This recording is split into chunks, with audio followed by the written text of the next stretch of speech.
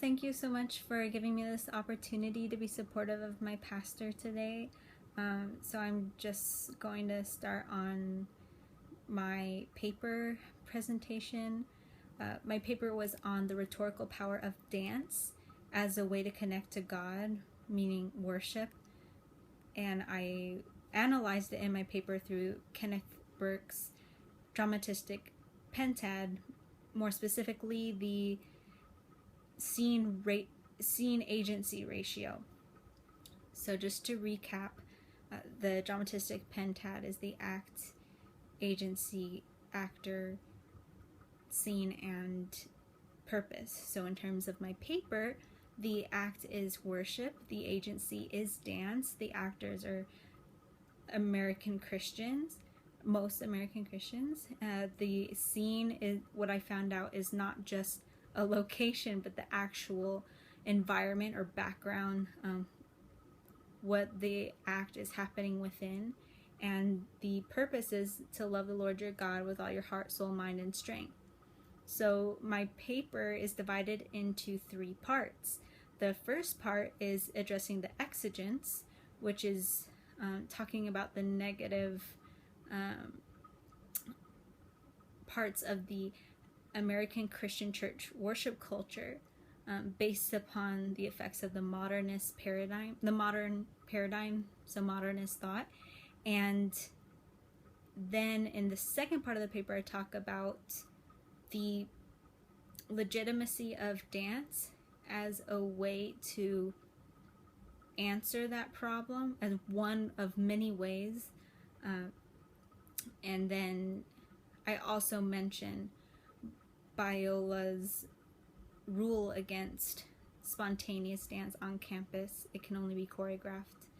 And then the third part of the paper is looking at the artifact, which is not word in motion like I had been talking about since I didn't get to contact them to interview them.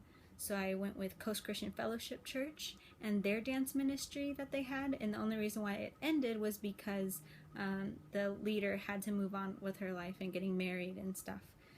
So it was thriving while it was there at the church. So I have 3 videos. I was not able to consolidate all my arguments for these 3 topics within 3 minutes. So I have a video that's almost 3.5 minutes, a video that's almost 5 minutes, and a video that's almost 4.5 minutes. So basically the background for the first part of the paper, which is the American Christian church worship culture, it's not most churches, it's just a lot of churches in America that aren't very expressive. They stand or sit in one spot and they just looking at it, it doesn't express, it doesn't communicate to God their love for him, and it doesn't communicate that they are affected by God. And so I'm not saying that these people are not worshiping, I'm saying it's not effective. It's not as effective. It's not as rhetorical. It's not as strong in its potential to communicate what the purpose, which is to worship with all of yourself. So art, through painting, dancing, other things that I can't think about off the top of my head, these are potential answers to the American Christian church worship culture's flaw, which is not being expressive based upon the love of truth. Maybe a little bit too much love for truth, more than God. Dance is a primary response based upon the arguments in the second part of the paper, where it shows it's throughout the Bible.